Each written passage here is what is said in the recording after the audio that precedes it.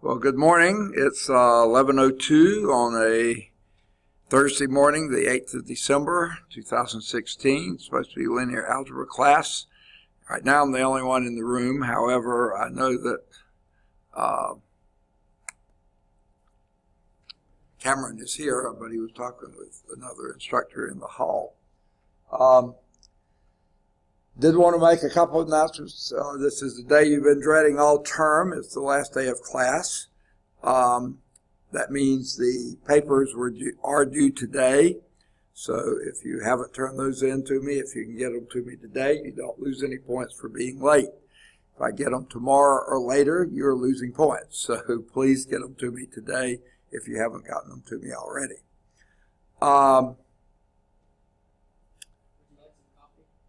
No, I don't drink coffee. I can't stand it. I could hold it, but that's all I would do to it. No, I don't care. Thank you. Okay. So get the papers to me today.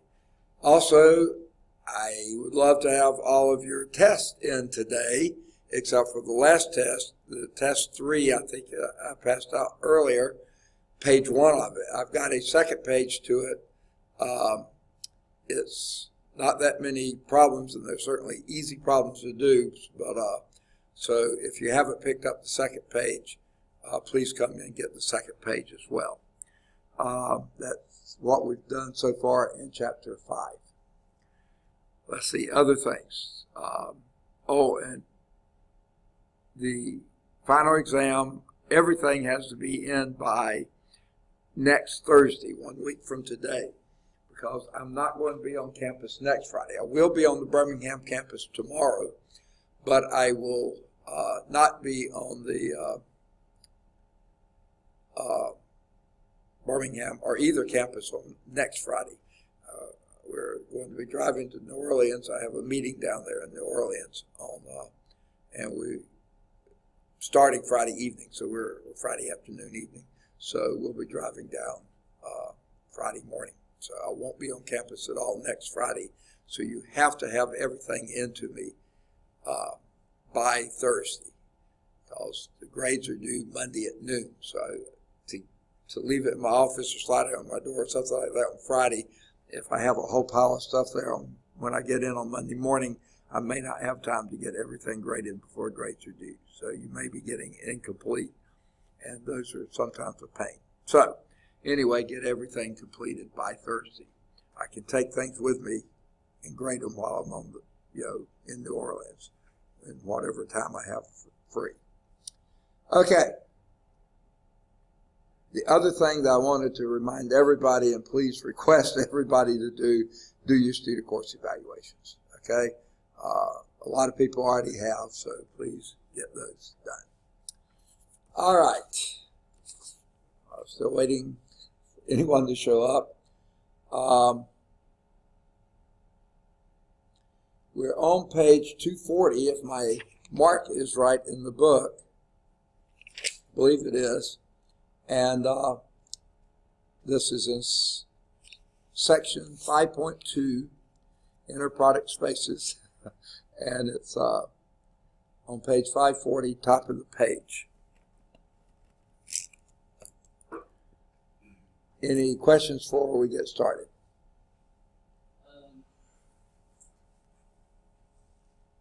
Did you just print out extra? Yeah. Like 2 questions? Actually, I did a few more than 2. Oh, you did? But they're really easy. They're short, quick. So I'll give them to you at the end. I was saying that earlier on Screencast-O-Matic.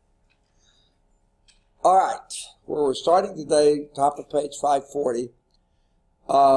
We had talked about length or norm, distance, and angle back when we're living in 2 space, R2. Let's do it for any space, any inner product space. So it really reads just like it read before, pretty much, okay? Let's let U, now this U is not necessarily a unit vector U, and V, 2 vectors here, be vectors in an inner product space B. V. In inner product space V. Okay? These are your three basically definitions. The length, also called the norm, and quite often I will call it the magnitude. They don't say that here, but to me it's the same. Magnitude of the vector. Okay? Of u is given by this symbology. Magnitude of u, this is vector u, is the square root of the u dot u. Okay. Now remember, on your test, we didn't have any of this. I didn't know how far we were going to get. So everything that you see in angle bracket on your test is vector, not inner product space, inner product, okay? This, though, is inner product, okay? In these definitions, from here on, angle brackets mean inner products, okay? Now remember, in our standard old dot product, the dot product was the magnitude squared, okay? So the square root of that would be the magnitude. And now this is the new definition for it. So magnitude may be losing its importance. Length and norm may be better, but I still think of that as the magnitude symbol. Okay? Number two, the distance.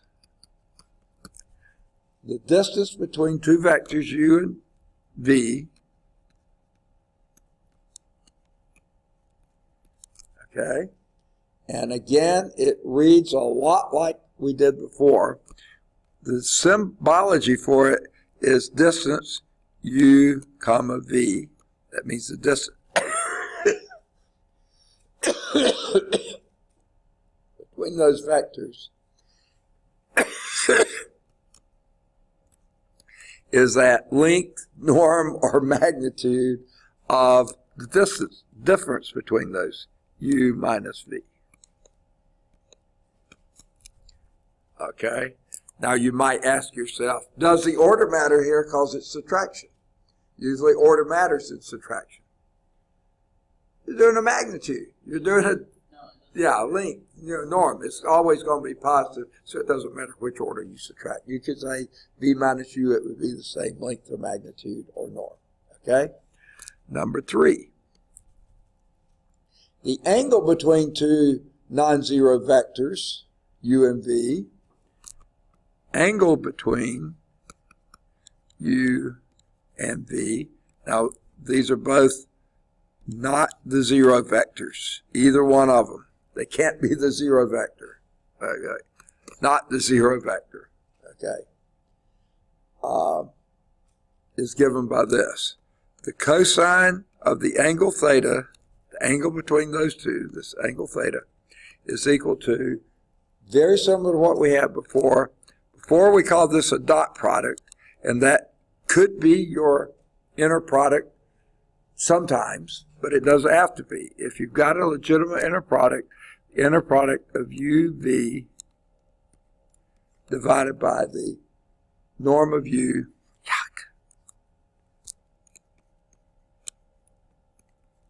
times the norm of v. Okay? That's the angle between. Now, one other, that's definition, but this leads to a fourth definition. U and V are orthogonal when, goodness gracious, the inner product U V is equal to 0. Remember, inner product is a scalar. Tamara was mentioning last time, so bizarre. Everything else before the angle bracket meant vector. Now the angle bracket, this inner product, is a scalar. Okay? And that's the number 0, not the vector 0. Now, if it happens to be, that's the definitions. Okay? If it happens to be that the magnitude of some vector u happens to be 1, then we say that u is a unit vector. Okay? Now, I try to always make it a habit. If I know it's a unit vector, put a hat on it. If it's just a regular old vector, not necessarily a unit vector, then I use the arrow notation. But I like to do that just to remind myself that has been defined to be a unit vector. Okay? Moreover, if V is some regular old vector, not a unit vector, but neither a 0 vector, okay, non-zero, not a 0 vector, okay. What's that? Right. If V is any old vector except a 0 vector, and not necessarily a unit vector, in an inner product space V,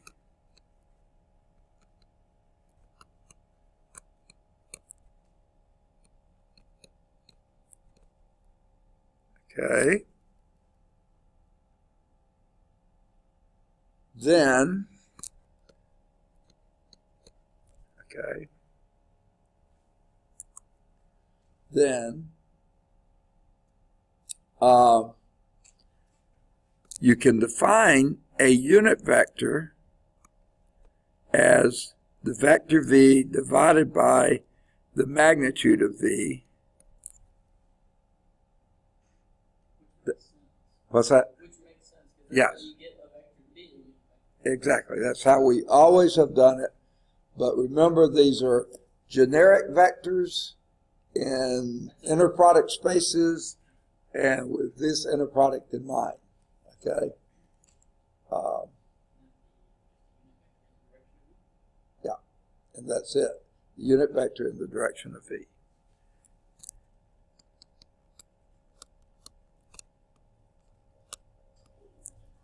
Hey. Am I leaving today? 8 o'clock. Tonight, yes. I'll be here all day. Now I've got this class going until 12:15. I've got another class starting at 3:15 that goes until 7:45. It's a mini-term class of the lab. Okay.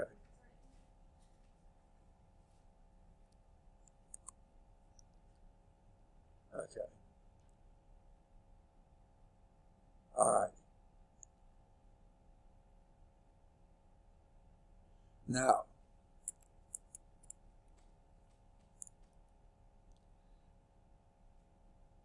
the definition here, this definition right here, number 3, presumes, because the cosine of theta, that better be between -1 and 1, because cosine isn't defined outside of there. So, but the inner product space is, inner product is the square of the magnitude of u. Okay? No, I'm sorry. That was u dot u comma u. The distance between u and v, that doesn't work either. What basically that means is that the inner product between u and v has to be less than or equal to the product of the magnitudes. And with dot products, of course, it had to be, but this also requires that to be the case every time. So basically that's saying that -1 is less than or equal to this thing, u v, where this now is standing for inner product of those two.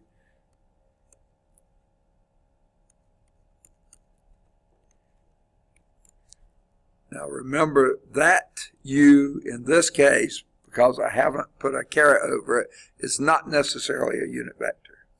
That's less than or equal to 1. For this statement to make sense, this has to be true. And in general it is. For a general inner product, as with Euclidean in space, which follows from the Cauchy-Schwarz inequality given later in Theorem 5.8. Not sure, maybe we'll get there, maybe not, we'll see. All right. Okay with all this? Say again?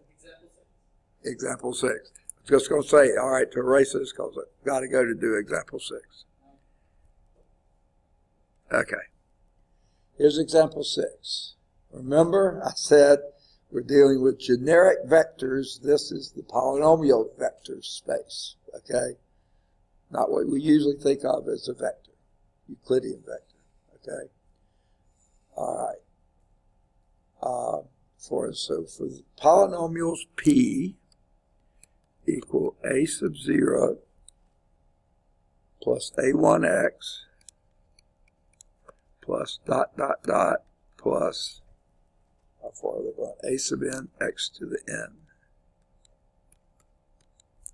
Okay. There's one. Here's a second one, Q.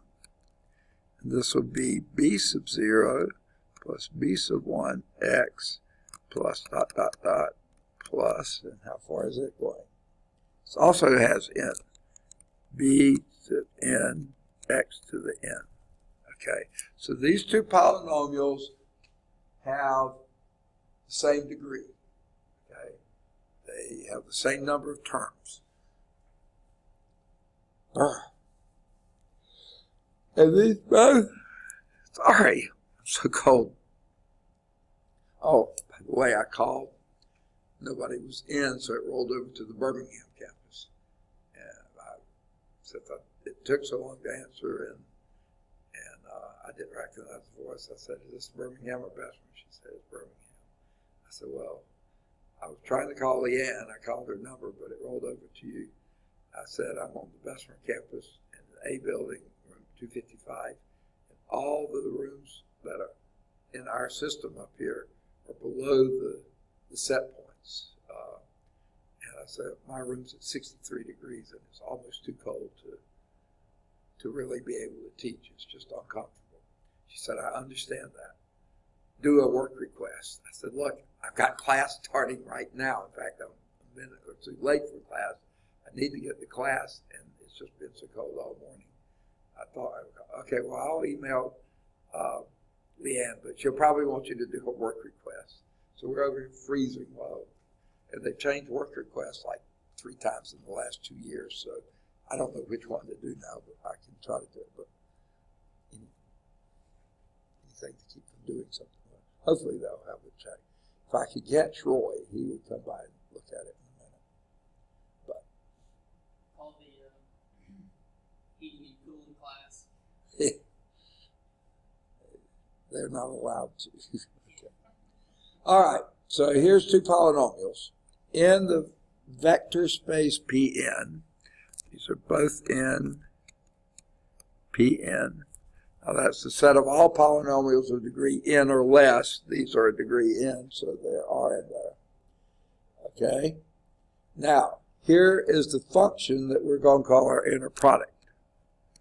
PQ, because these are our two vectors, PQ is going to be defined to be A0B0 plus A1B1 plus dot dot dot up to plus A sub n B sub n, which is, I would guess, as close to being what a dot product of two vectors, two polynomials could be. Though we don't usually talk about polynomials in terms of dot products, okay? They're calling this the inner product, okay? Say in exercise 34, you're asked to show that. So now we're going to do something more specific. P of x so why didn't they do this to begin with, is equal to 1 minus 2x squared q of x, sorry, equal 4 minus 2x plus x squared. Okay. And r of x, got another one here, is equal to x plus 2x squared. Okay. They're all polynomials in P2. Oops. Polynomial space, we put the index down below. Not up there. Used to writing like R1, R2. Yeah, exactly. All right. B. Okay. And find these following quantities. A. What is P? The inner product of P and Q. What would that be?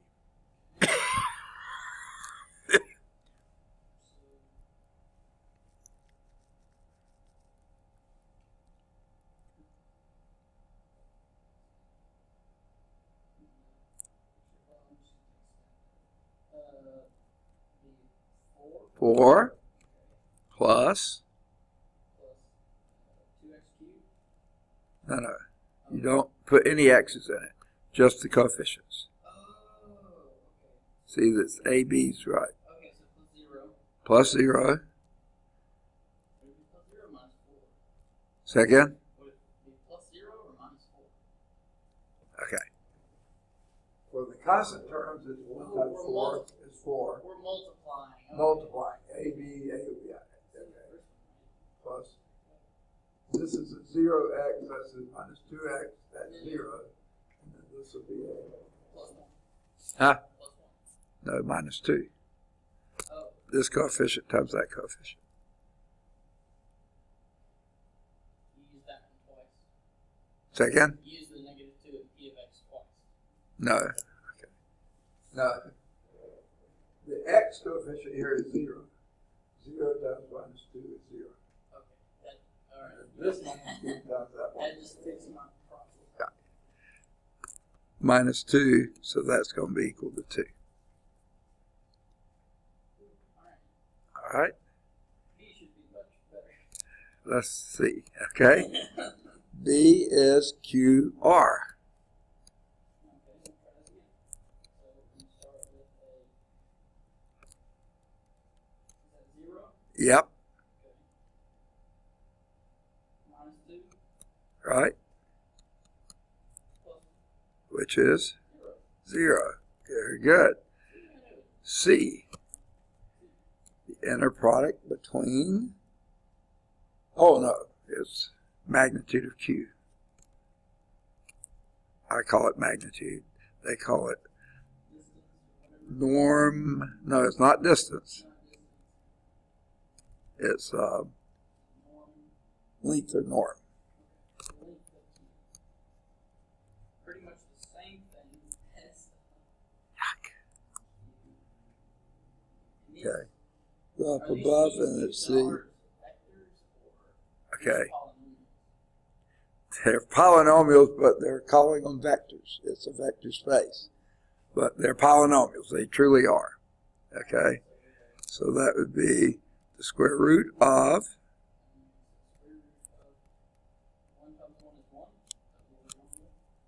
okay, it's Q. And if you look at the top of the page, they define the magnitude of or norm of a vector U is the square root of the inner product of that by itself. So Q would be. Oh, I was looking at the wrong one. I was looking at Oh, okay. 16. Yeah. 16 Plus 4. plus 4. Plus 1. Yes. So that would be square root of 21. Okay? And that's what they got. And D is asking for the distance between P and Q. Distance between P and Q. Okay, and what you have to do here, goodness gracious, is the norm or magnitude or length of U minus a P minus Q. Now, Only dealing with coefficients, right? okay, okay. You do the subtraction of the polynomials, and then you do the norm dealing with the coefficients. I didn't think it was going to be like that simple. Okay. So this will be the norm of, and the difference between P and Q would be a -3, because it's P minus Q. And guess what? It doesn't really matter, but we do it.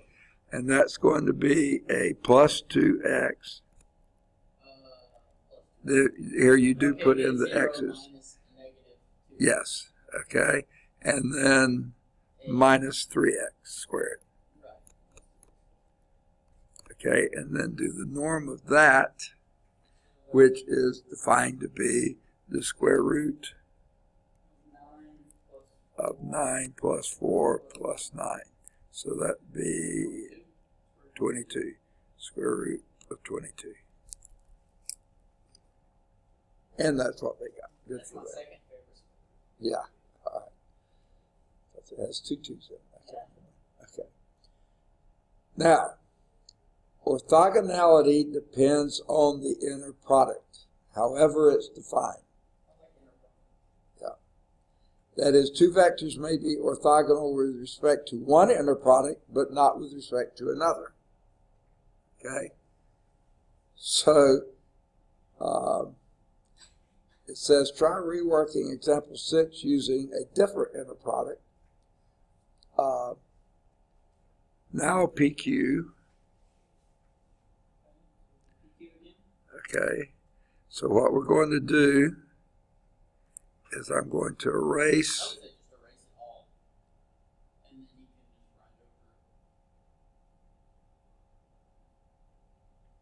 Okay.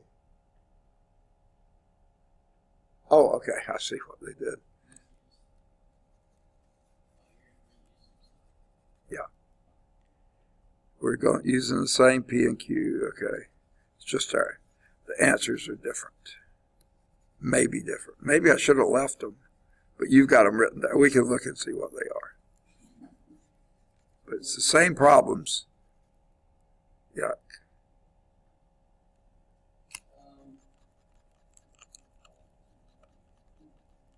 Okay. I'll have to do some changing here because I sort of messed up a little bit. Okay.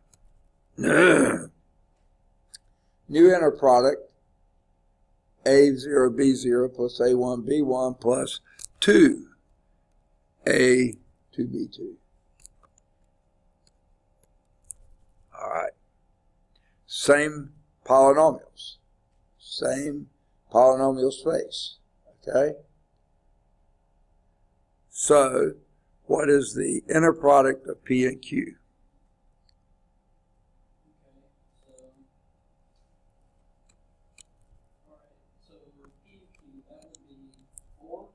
Yep.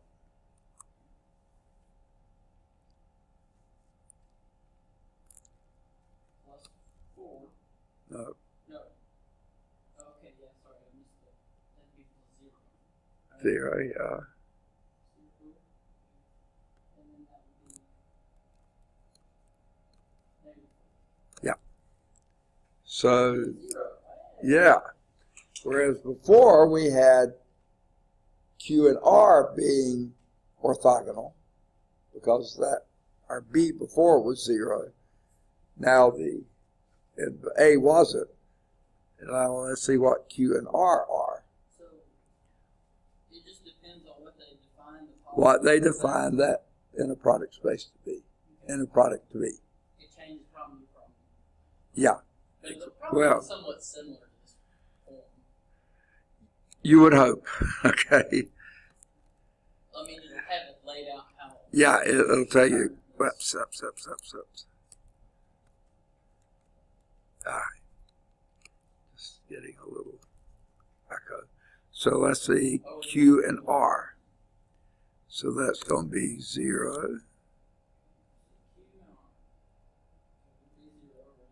minus 2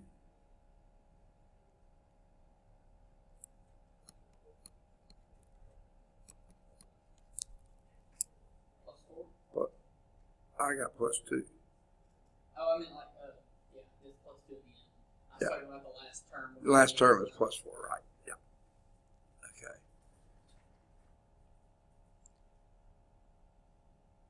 And are we going to do the last one again? Or Those other two, I really don't see a reason to, but maybe we should just to do it with a different one.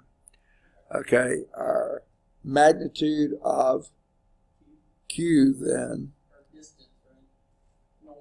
norm, yeah, length, norm or magnitude, is defined to be the square root of Q and a product of Q with itself. Okay, which would be the square root of 16. Got to find, 16 Or plus 4 and then plus 2, which would be 22. our second favorite. 22, square root of 22. All right, it went up from first, it went from the first to second. And let's see if we can do the distance as well. And that definition is still the same. That's the same, but this inner product is going to be slightly different because it's going to be the square root of 9 plus 4. Those are the same, plus 18, isn't it? Right, so we're doing the inner product of P and Q, right? Yeah. Well, okay. The difference between P and Q. Okay. That's The distance between P and Q. You gotta multiply. You gotta Subtract. Or Okay. subtract. Subtract the two polynomials. Then do the inner product of that polynomial with itself. And then reusing what we did earlier, 9 plus 4 plus 9. Yeah, but no, your new inner product definition is 18. So this will be maybe your third favorite number. 27 square root of 31. Yeah. All right. That's actually a prime number. 21 and 22 weren't. I think it's a 1 and 2. There's like 1/2 chance that any given number between 1 and 100 is prime, and then roughly. Oh no, far less than that. What was it? Did it start out? Maybe between 0 and 1. I mean 0 and 10. See, 2's prime, 3 prime, 5 prime, 7 prime. So Yeah, I think that's between 1 and 10. 1 and 100 is like a 4. Like 1 and 4. it's going to be less than that, I think. I don't know. Because prime numbers get further and further apart. But it 2, 3. whenever I was writing the paper about Gauss, it talked about how he was looking at prime numbers and they increased by a factor of 2 whenever you went up by a factor of 10. Oh, I see. Okay.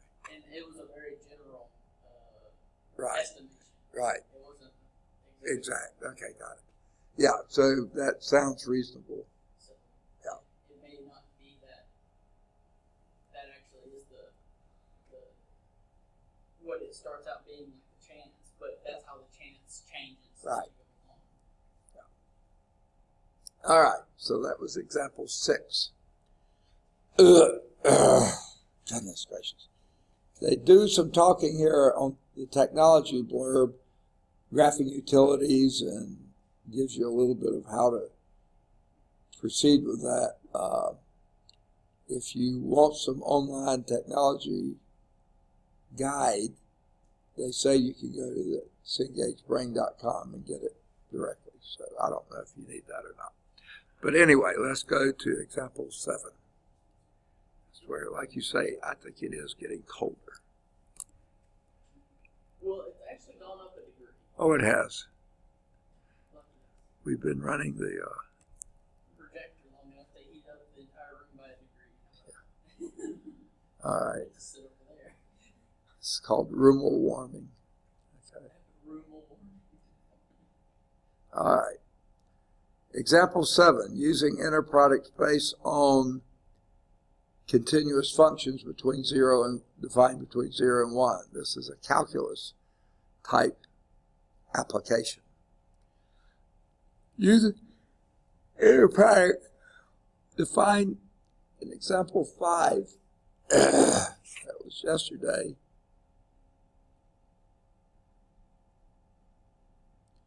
as the inner product is the inner product of two functions f and g defined between 0 and 1, or a to b on this one, as be the integral of the product of those two functions, f of g of x dx. Okay, so we're going to use that inner product for these two functions. F of x is equal to x, pretty simple. G of x is equal to x squared, not too bad either, on n c 0 to 1. Okay. We're going to find each of these two quantities.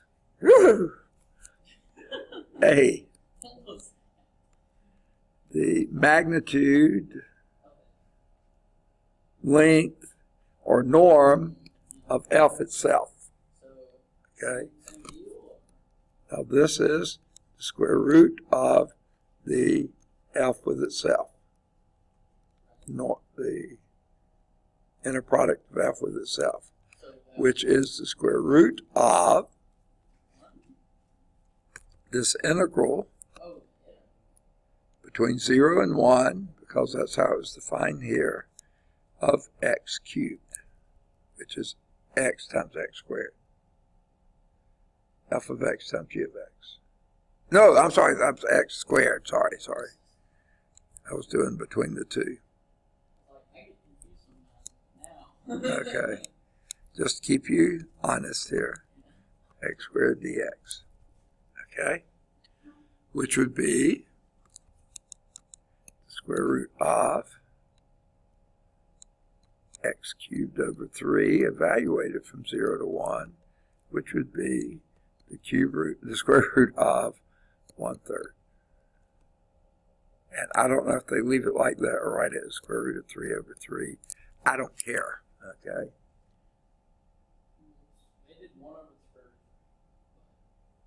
Okay, we'll do it that way. It's perfectly fine that way to 1 over root 3. I like the square root of 1/3. So. That's perfectly fine. Okay. Now, I don't know why they did the square of the magnitude. It's fine too, but it seemed like our definition took care of that for us. Okay. The B part, B part wants the distance between two functions. I don't know. F, G, okay? Now, if you go back and see, the distance is the magnitude or the norm of the length of F minus G, right? Okay. So you do what it tells you to then, the magnitude of x minus x squared. Okay. And the magnitude, as we just saw before, is the square root of the integral from 0 to 1 of that function times itself. That's what we did before. Right. Okay? So that's going to be an x squared minus 2x cubed plus x to the fourth. Buy that? Very cheaply. What's that? It's a very cheap. Okay. That's all we got. Okay. And this will be the square root of x cubed minus, Wait, shouldn't that be over 3? over 3, right? X to the fourth over 2. Say that again. X to the fourth over 2 Yes. plus x to the fifth over 5. Evaluated from 0 to 1, which would be the square root of 1/3 minus 1/2 plus 1/5. I have a funny feeling. What's that? Least common denominator here would be 30, I think. 10/30 minus 15/30 plus 6/30. So that would be 1/3. 1 over the square root of 30. Which I guess that's how they're going to leave it. Yeah, 1 over root 30. All right. They don't care about radicals in the denominator anymore. They obviously don't. Just like they don't care about what angle brackets stand for anymore. Okay. They're So- destroying our math. Yes. All right. Taking our evidence. This example 7, the distance between these two functions, and that was 1 over root 30.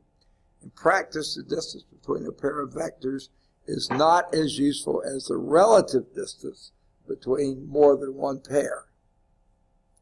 Sentence doesn't make a lot of sense to me yet. For instance, the distance between g of x, which is x squared, and h of x, which is x squared plus 1, in C10 is 1, because the difference between those two functions is 1. Okay? From figure 510, it seems reasonable to say that f and g are closer than g and h.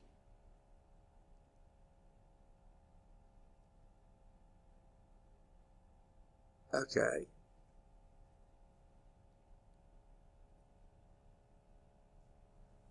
Yeah, I don't. Oh, I see. That's what they meant, relative. Okay. The properties of length and distance listed for Rn, the preceding section, also hold for the general inner product spaces. For instance, if U and V are vectors in an inner product space, then the following are true. The properties of length, the magnitude. Let me write these down, just for folks who may not have this text. Okay.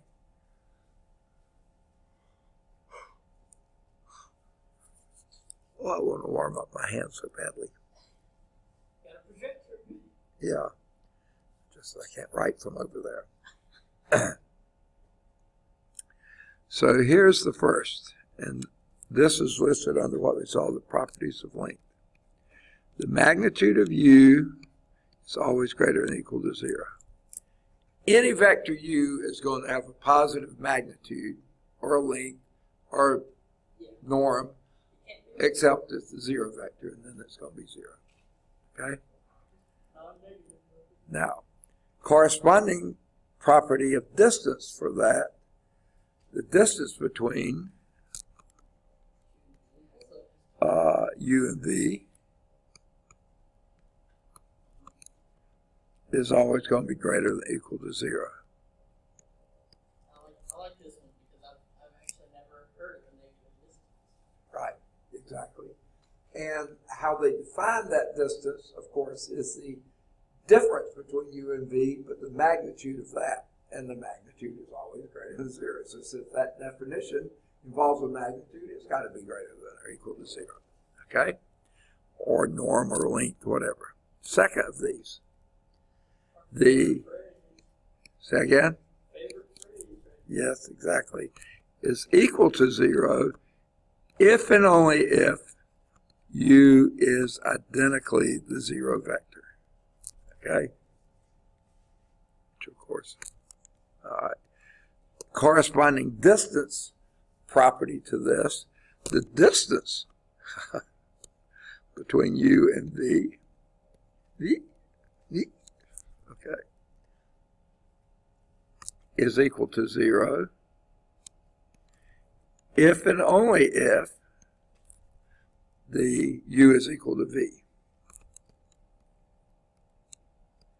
The reason for that is u minus v, for that to be 0, they've got to be identically equal. Absolutely, every component identical. I forgot about I was trying to remember what symbol they used when I went to high school for the if and only if. Right. It was just like an equal sign with an extra bar. Oh, The triple bars. like this. Yeah. Okay. Most of the time I see that is, this is defined to be. In other words, this is, you're not trying to see if it's true. This is, it's always true. Like sine squared theta plus cosine squared is defined to be 0. 1. Sorry. Actually, what I was trying to think even more than that was if you had something and it was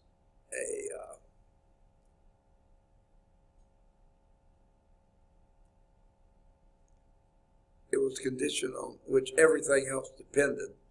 This has to be this, but they're usually written closer together than that.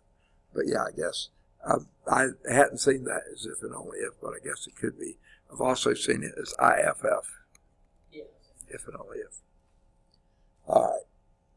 The third one, the magnitude of C times U is, I'm sure that's the absolute value of C times the magnitude of U. If it's not, they've made up something else. Okay.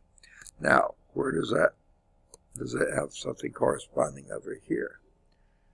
It's just the distance between, this is, yeah, U and V is the same as the distance between V and U. And basically that has to be true because it involves a magnitude of the difference. And the magnitude is never negative, so the difference is going to be the same, plus or minus, but when you do that, it comes out plus. So this is directly related to the previous one. Okay. Now, here's Theorem 5.8. They mentioned it earlier, and you've already done your paper now, haven't you? Did you turn? Okay. I turned everything in on time. Anyone else who hasn't done a paper, this may be of interest to you, it may or may not. I think we've run across Cauchy before, but we may not have hit Schwartz before. I can't remember. Yeah. And then this is the Cauchy-Schwartz inequality. How did they come up with this? Who contributed what? That kind of stuff. Or how is it used? That kind of stuff. But anyway, this is a general inner product space versions of Cauchy-Schwartz, which we had it in the general case. This is it here. And the triangle inequality and the Pythagorean theorem. All right. I think I'll start with a clean page here. Let's go in the right on this in case we need it. If what we're going to do is let U, not necessarily a unit vector U, and V, again, not necessarily a unit vector, the vectors in an inner product space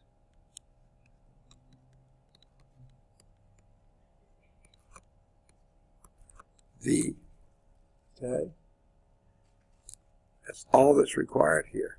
Goodness gracious. The Cauchy-Schwartz inequality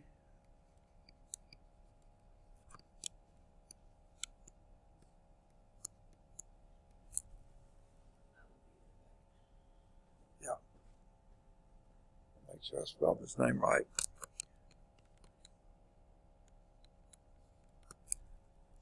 Basically is a lot of what we talked about before. The absolute value of the inner product of U and W, no, U and V, sorry, I forgot what we named it. Yuck.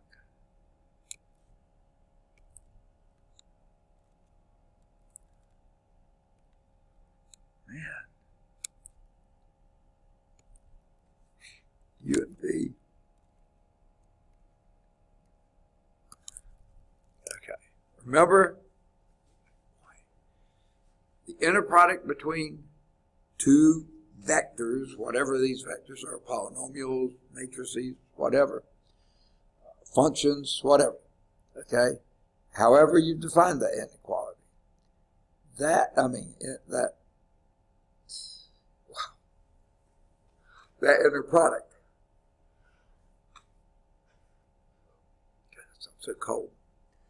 It could be negative. Of course, with itself it's not, and distance is not, but an inner product could be negative. We ran across one a little earlier that I think it was -2, didn't we?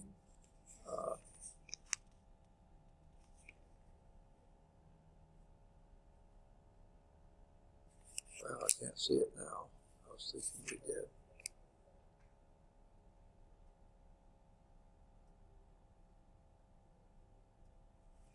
But anyway, wow, I'm just so cold. Okay. Anyway, the absolute value of that inner product, okay, is always less than or equal to the product of their magnitudes or lengths or norms, whatever you want to call it. Okay, that's the Cauchy inequality, Cauchy-Schwarz inequality.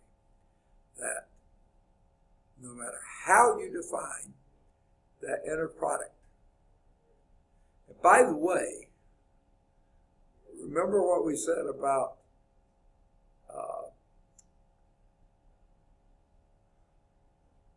the cosine being less than or equal to. I'm glad you just yawned. What's that? I said I'm just glad you yawned the whole time. Yeah, I'm just so cold. This is Cauchy-Schwarz inequality for an inner product space. And what I was going to point out is that if you divided both sides of this by that, okay, dividing this by itself is 1, then that gives you this less than or equal to 1. If you divide by that, you get the unit vector. What's that? If you divide that, this side, the left side by the right side, you get the unit vector, right? Well, it's not a vector, okay? Yeah, but because this is divided over here, but this would remember the cosine of the angle theta in between. The inner product space divided by the magnitude. And that has to be less than or equal to 1. Okay? Because cosine is always between -1 and 1, so its absolute value will be between 0 and 1. Okay? So that is a rehash of something we've already said, just take it from a different perspective. Now, the triangle inequality, which is fairly, seems like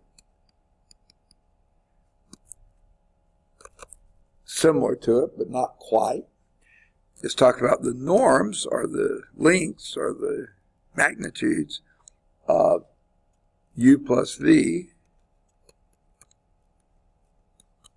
okay, is less than or equal to the magnitude of U plus the magnitude of V. And this is the one we talked about before. But you see, that has, not being picky about it, but it has absolutely nothing to do with an inner product necessarily. It's just that these two vectors are in an inner product space. but there's nothing in that that relates to an inner product. That's just true for any two vectors. In the same space, I guess you would have to say that the magnitude or the norm of the length of the sum is less than or equal to the length of the individual, their individual length. Okay. All right, and then number 3. This is the Pythagorean theorem. Okay.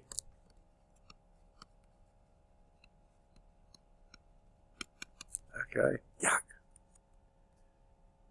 I guess I should say theorem. Okay. It's this one. If that U and V are orthogonal, if and only if, or 3 lines if you prefer that, the absolute value of U plus V squared, the magnitude, I'm sorry, I said absolute value, magnitude of that squared is equal to magnitude of U squared plus magnitude of V squared. Oh, yuck. I put the square on the inside there. It really doesn't matter, but just to be consistent, I should put it on the outside. Okay.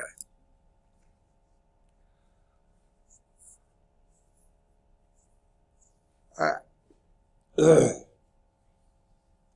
The proof of each part of this theorem parallels the proofs in theorem 5, 4, 5, 5, and 5, 6. Just turn back a few pages and get to it. You simply substitute the norm, the inner product UV for the Euclidean inner product U dot V for each proof, and it does work out. So let's do example 8. That's just using the first of these, Cauchy-Schwarz. Okay. Man.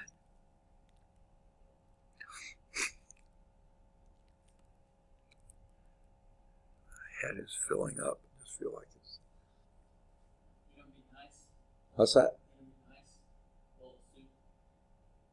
Yeah, that would be, wouldn't it? So let's do example 8. Here we have f of x equal 1. Pretty simple function. G of x equal x. Another pretty simple function.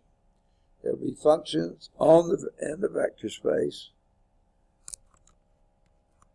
continuous functions within 0 to 1.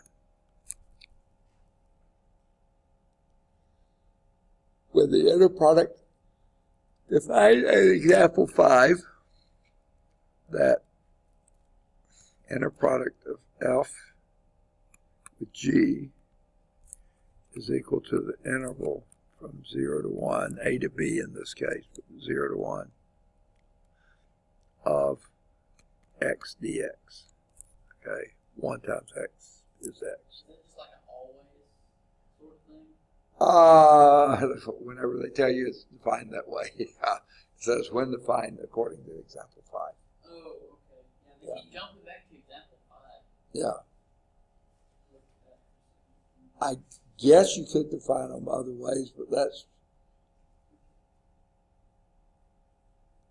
Alright, it's in what it gives you, so that's what I'm doing. It's what? It's given. You don't have Yeah, to it's find given. it, Right. and then- Exactly. Okay, and they say verify the first one, the Cauchy-Schwarz inequality for that. Okay. Now,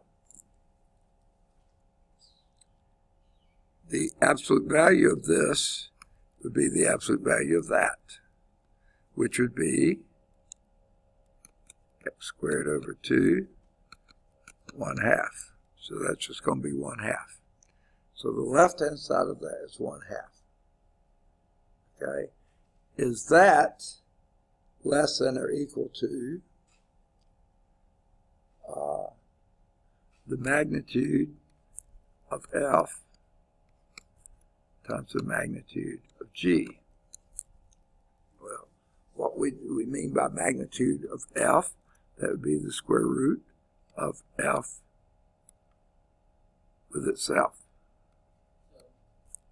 And this would be the square root of, G with itself.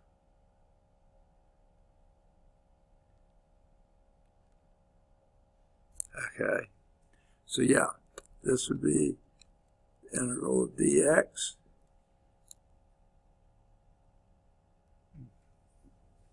Goodness gracious. That go inside the radical? Yeah, and that's under a radical. And that's 0 to 1, because that's your limits. Okay, and this is the radical of the 0 to 1 of x squared dx. So the integral of the first one is x, right? Yeah, the value of 0 to 1 would be 1, so that would be square root of 1 is 1. Right? That's what I got the first time. What's that? Yeah. That was 1. And this would be the integral of x squared over 2, x cubed over 3 would be 1/3. And certainly that is greater than 1/2. That's what we started from here. Okay. Wait. Yeah, well, It's not so obvious, is it? Okay. This is square root of, or 1 over root 3. Okay.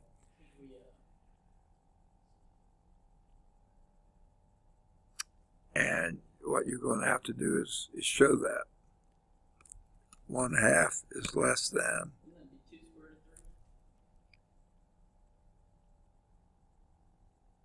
3? Or am I doing? Okay, which one are you doing, the first or second? We're multiplying these two together. Yeah. Okay. Never mind. Okay. Well, Okay. You got to figure out what 1 over root 3 is. Let's see if that's true. Yeah. Is that less than 1/2? Or greater than 1/2? Well, yeah, I mean, it's gonna be it's going to be 1 over, the square root of 1 over 4 is equal to 1/2. yeah. So And if you make this a smaller number, it makes that a bigger. Yeah. it's 0.57. Right. So So it's like, greater.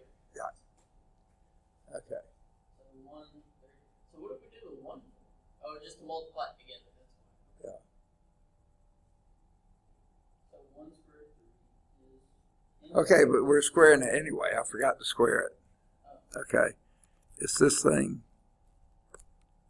Oh. Square. Yeah. And that makes x squared. It still makes it 1. Which makes that 1. Right. This thing squared.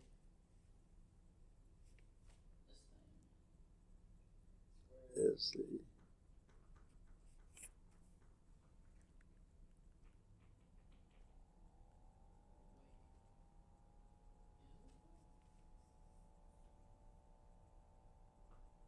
No, they got it wrong, I think. Oh. They did the squares, and then they did square. I don't know why they do the squares. Why don't they just do what the definition calls for? Why don't they do just that? So yeah, it's root 3. So we got it right. 0.577.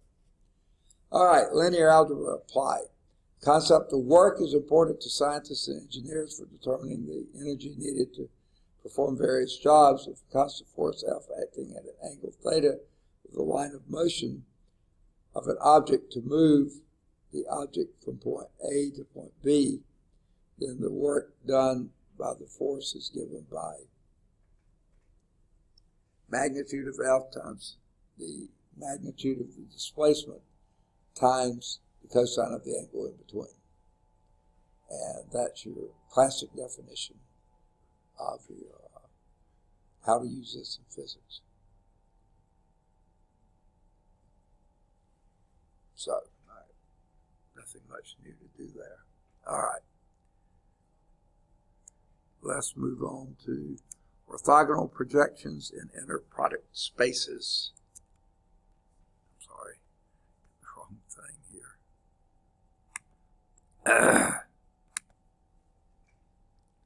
Goodness gracious. So now we move back to R2.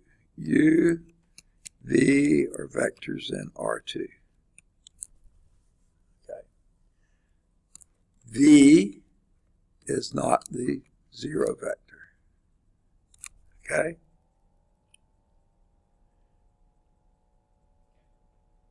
If V is not the zero vector, then this says that U can be orthogonally projected onto V.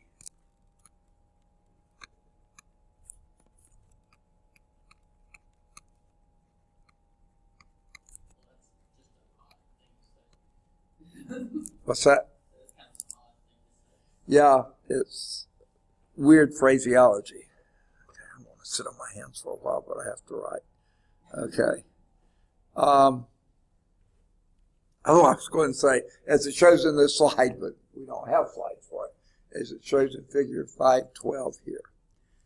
Okay. Here is roughly how they're doing that. Here's some vector U.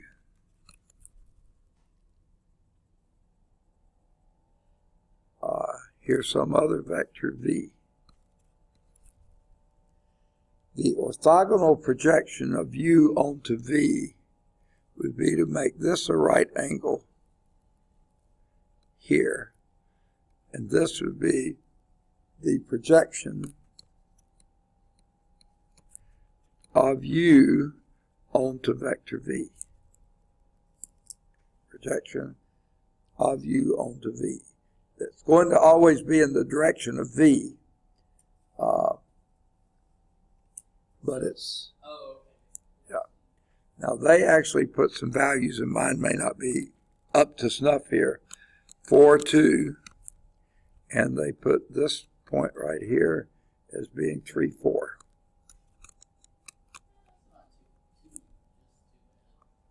Okay. Yeah. What's that? It's not just too far off. Right, probably not excessively off, but okay. Now, what is that projection of U onto V? Okay. We see what it is figuratively, you know, according to the figure. Here's what they say. Because this projection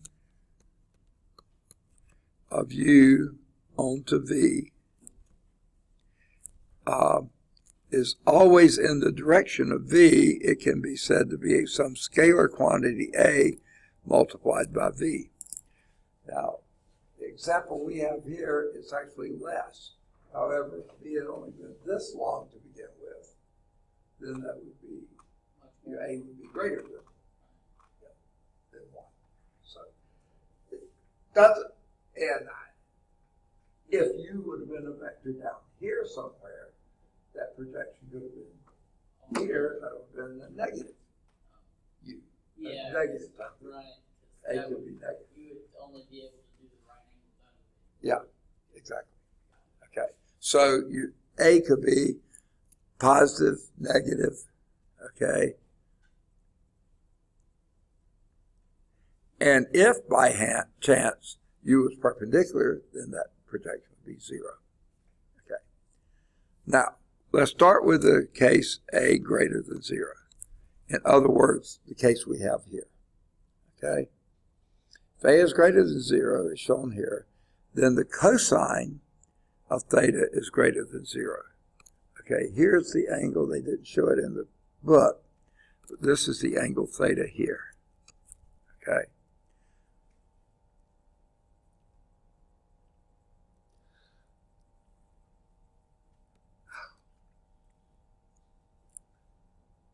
Now,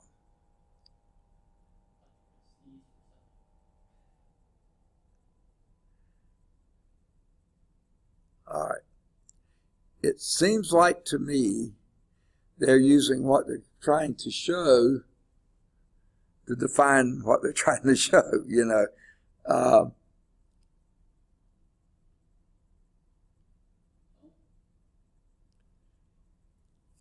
They haven't defined this before, have they? No, there it is, coming up later on. Maybe they're just showing an example of it. Yeah, they are. But what I'm saying is, they're saying if A is greater than 0, as shown in this figure. Oh.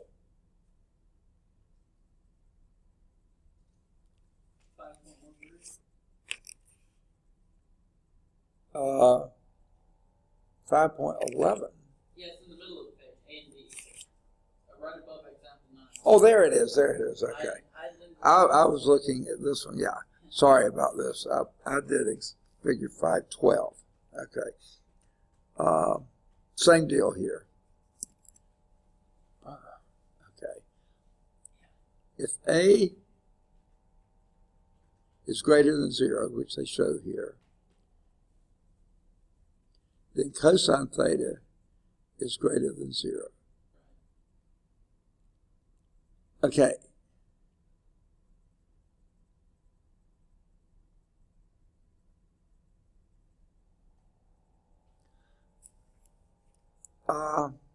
Do you buy that? I'm not sure I do.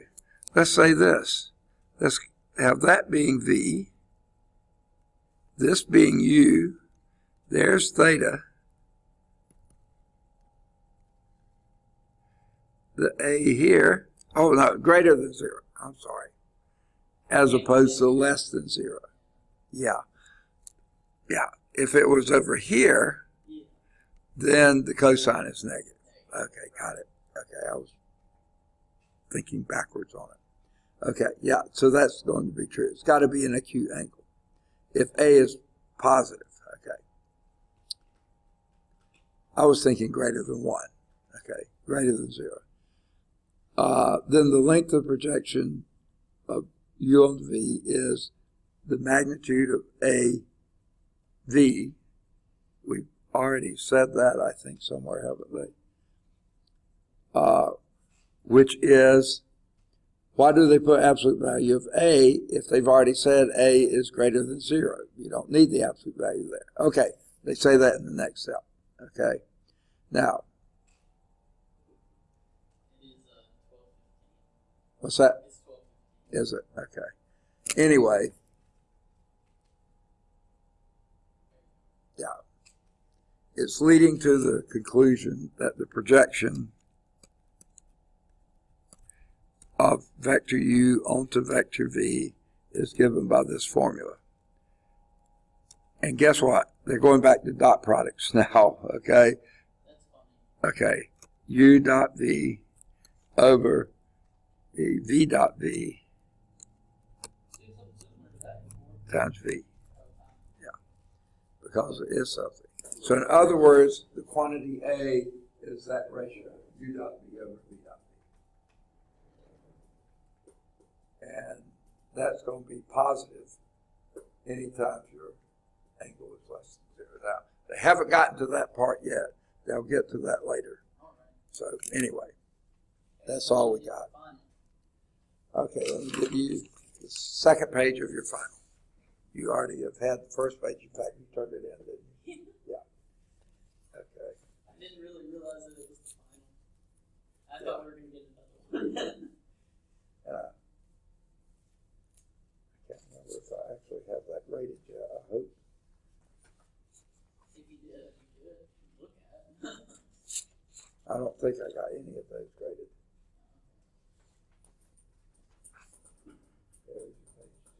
Oh, wow. But they're all pretty easy. They're all pretty easy. Okay, is it just I think. chapter 5 for all this? Yeah, first two sections. In fact, there's not really a whole lot in section 2 about it, but probably a little bit. All right, that ends